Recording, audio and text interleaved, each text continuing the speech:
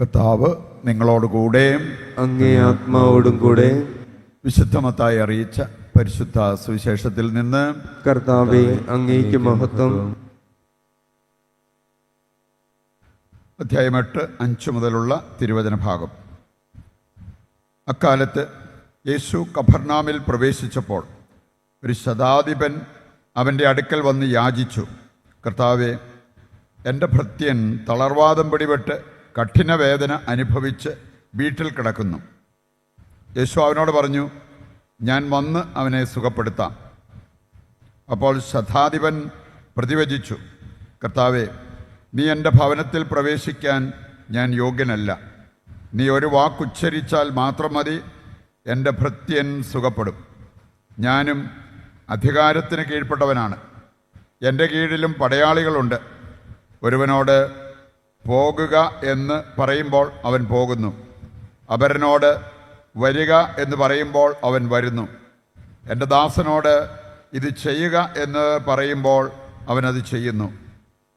യേശു ഇത് കേട്ട് ആശ്ചര്യപ്പെട്ട് തന്നെ അനുഗമിച്ചിരുന്നവരോട് പറഞ്ഞു, സത്യമായി ഞാൻ നിങ്ങളോട് പറയുന്നു, ഇതുപോലുള്ള വിശ്വാസം ഇസ്രായേലിൽ ഒരുവനിൽ പോലും ഞാൻ കണ്ടിട്ടില്ല.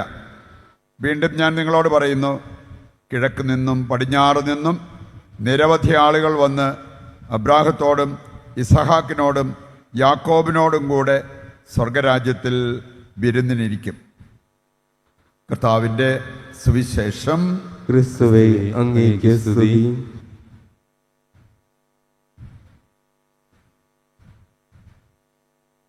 ഈശോയിൽ പ്രിയപ്പെട്ടവരെ, ആഗമന ഗാനത്തിലൂടെ നമ്മൾ കടന്നു പോവുകയാണ്. നമുക്കറിയാം, ഇത് കാത്തിരിപ്പിൻ്റെ ഒരു കാലമാണ്. ക്രിസ്മസിന് വേണ്ടി യേശുവിൻ്റെ ജനന തിരുനാൾ ആഘോഷിക്കുന്നതിന് കാത്തിരിപ്പും പ്രാർത്ഥനയുമായിട്ട് ജീവിതത്തിൽ മുമ്പോട്ട് പോകുന്ന ഒരു സമയം. അതുപോലെ തന്നെ ഇത് അടയിരിപ്പിൻ്റെ ഒരു സമയമാണ്. നമുക്കറിയാം, ഒരു കോഴി മുട്ടയുടെ മേൽ അടയിരുന്ന് കഴിയുമ്പോൾ ആ മുട്ടയിൽ നമുക്ക് കോഴിക്കുഞ്ഞുങ്ങളെ കിട്ടും എന്ന് പറഞ്ഞ പോലെ ആത്മീയമായിട്ട് ഒരുപാട് സൽഫലങ്ങൾ നമുക്കുണ്ടാകും. ശരിക്കും നമ്മൾ അടയിരിക്കേണ്ടതുപോലെ അടയിരിക്കുകയാണെങ്കിൽ, ദൈവവചനത്തിന്മേൽ അടയിരുന്ന്, ദൈവസ്നേഹത്തിന്മേൽ അടയിരുന്ന്, നമ്മുടെ ക്രിസ്തീയ ജീവിതത്തെക്കുറിച്ചുള്ള ധ്യാനചിന്തകളുടെ മേൽ അടയിരുന്ന് മുന്നോട്ട് പോയാൽ നമുക്കതിൻ്റേതായിട്ടുള്ള സൽഫലങ്ങൾ പ്രാപിക്കാൻ സാധിക്കും എന്നുള്ളത് മനസ്സിലാക്കി വേണം ഈ പരിശുദ്ധമായ കാലയളവിലൂടെ നാം കടന്നു പോകാൻ. ഇന്നത്തെ ആദ്യ വായന നമ്മെ ഓർമ്മിപ്പിക്കുന്ന ഒരു കാര്യം കർത്താവിൻ്റെ മല കയറുന്ന കാര്യമാണ്. നമുക്കറിയാം, ക്രിസ്മസ് എന്ന് പറഞ്ഞാൽ ദൈവം നമുക്കായിട്ട് ഒരുക്കിയ വലിയ ഒരു വിരുന്നാണ്. ദൈവം ഒരുക്കിയ വിരുന്ന്, സ്വപുത്രനെ നൽകിക്കൊണ്ട് ദൈവം നമുക്കായിട്ട് ഒരു വിരുന്നൊരുക്കി. നമുക്കറിയാം, ഈ വിരുന്നിൽ നമുക്ക് ലഭിക്കുന്നത് മുന്തിയ ഐറ്റംസാണ്. എന്ന് പറഞ്ഞാൽ യേശുവിൻ്റെ ശരീരരക്തങ്ങൾ നമുക്ക് ലഭിക്കുന്നു. ഓരോ ബലിയർപ്പണത്തിലൂടെയും ഈ വിരുന്നിലാണ് നമ്മൾ പങ്കുചേരുന്നത്. യെശയ്യാ 25-ാം അധ്യായം നമ്മൾ കേട്ടത് 2-ാം അധ്യായത്തിൻ്റെ ഒരു ഭാഗമാണ്. അതുപോലെ തന്നെ നമ്മൾ കാണുന്നുണ്ട് 25-ാം അധ്യായത്തിൻ്റെ 6 മുതലുള്ള വചനങ്ങൾ വായിക്കുമ്പോൾ നമുക്ക് കർത്താവിൻ്റെ മല കയറാം. ഈ മല കയറിയാലുള്ള ഗുണം, അവിടെയാണ് കർത്താവ് വിരുന്നൊരുക്കിയിരിക്കുന്നത്. ആ വിരുന്നിൻ്റെ വിഭവങ്ങൾ അവിടെ തന്നെ പറഞ്ഞിട്ടുണ്ട്. മുന്തിയ ഐറ്റംസാണ്, മേധസ്, കൊഴുപ്പ്, അങ്ങനെയുള്ള കാര്യങ്ങളെല്ലാം ചേർത്തുള്ള മുന്തിയ വിഭവങ്ങൾ അവിടെ സൂചിപ്പിച്ചിരിക്കുന്നത് കാണാൻ പറ്റും. മറ്റൊരു കാര്യം കൂടെ അവിടെ പറഞ്ഞിട്ടുണ്ട്, അവിടെ കയറി ചെല്ലാൻ പറ്റുന്നവർക്ക് പിന്നീട് കണ്ണീരുണ്ടാകില്ല. ആ കണ്ണീരെല്ലാം ദൈവം തുടച്ചു മാറ്റും. അവരുടെ ജീവിത പ്രശ്നങ്ങളെല്ലാം കർത്താവ് പരിഹരിക്കും. ഇങ്ങനെയുള്ള ഒരുപാട് കാര്യങ്ങൾ ഈ ഒരു ഭാഗം വായിക്കുമ്പോൾ, യെശയ്യാ 25-ന്റെ 6 മുതൽ വായിക്കുമ്പോൾ നമുക്ക് കാണാൻ പറ്റും. ഈ വിരുന്നിൽ പങ്കെടുക്കാൻ എല്ലാവർക്കും ഇഷ്ടമാണ്.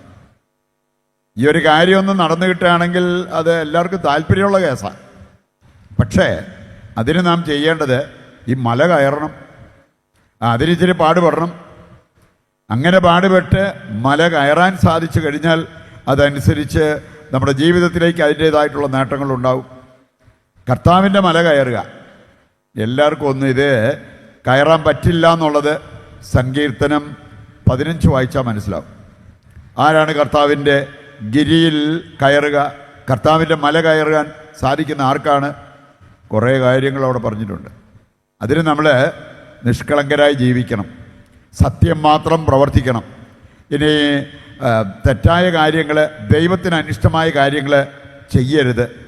5 വചനങ്ങളേ ഉള്ളൂ സങ്കീർത്തനം 15-ന്, 5 വചനങ്ങൾ. ഒരുപാട് കാര്യങ്ങൾ അവിടെ പറഞ്ഞിട്ടുണ്ട്. അതിൻ്റെ വെളിച്ചത്തിൽ നമുക്ക് മനസ്സിലാക്കാൻ പറ്റും ഈ മല കയറാൻ ആർക്കാണ് യോഗ്യത. ശരിക്കും ക്രിസ്മസ് ആഘോഷിക്കണമെങ്കിൽ ഈ യോഗ്യത നമുക്ക് വേണം. അവിടെ പറഞ്ഞിരിക്കുന്ന കാര്യങ്ങളൊക്കെ നമ്മുടെ ജീവിതവുമായി ബന്ധപ്പെട്ട കാര്യങ്ങളാണെങ്കിൽ ഗൗരവപൂർവ്വം എടുത്ത് നമ്മൾ നീക്കം ചെയ്യേണ്ടവ നീക്കം ചെയ്യണം, ഏറ്റെടുക്കേണ്ട കാര്യങ്ങൾ ഏറ്റെടുക്കണം. അപ്പോൾ നമുക്ക് ഈ വിഭവസമൃദ്ധമായ വിരുന്നിൽ പങ്കുചേരാൻ സാധിക്കും. ഇവിടെ എല്ലാ പ്രശ്നങ്ങൾക്കും അവിടെ പരിഹാരമുണ്ടാകും എന്നുള്ളത് കർത്താവിൻ്റെ വചനം നമ്മെ പഠിപ്പിക്കുന്ന ഒരു കാര്യമാണ്. ഇന്നത്തെ സുവിശേഷഭാഗം നമ്മൾ കണ്ടു. ഒരു ശതാധിപൻ, അവനൊക്കെ അവൻ്റെ ജീവിതത്തിൻ്റെ ഗുണമേന്മ കണ്ടാൽ നമ്മളൊക്കെ ലജ്ജിക്കേണ്ടി വരും. ഒരു ശതാധിപൻ, അവന് ഒരു വിജാതീയൻ എന്ന് പറയാൻ സാധിക്കും. എന്നിട്ട് പോലും അവൻ്റെ വിശ്വാസം, അവൻ്റെ പ്രാർത്ഥന, അവൻ്റെ പ്രത്യാശ, അങ്ങനെയുള്ള കാര്യങ്ങളെല്ലാം നമ്മൾ കാണുന്നുണ്ട്.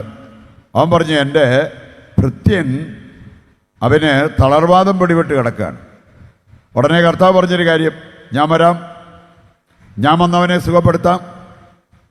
നമ്മൾ സാധാരണ ഭൃത്യന്മാർ യജമാനു വേണ്ടി ഇതുപോലെ കഷ്ടപ്പെടാനായിട്ട് തയ്യാറായെന്ന് വരും. പക്ഷേ യജമാനനൊരു ഭൃത്യന് വേണ്ടി ഇതുപോലെ പോകുന്നത് അതത്ര കോമൺ ആയിട്ടുള്ളൊരു കാര്യമല്ല. ഈ ശതാധിപൻ വന്നു. മാത്രമല്ല അവൻ്റെ വിശ്വാസം ഉറക്കെ പ്രഖ്യാപിക്കുന്നത് നമുക്ക് കാണാൻ സാധിക്കും. യേശു പറഞ്ഞു, ഞാൻ വരാം.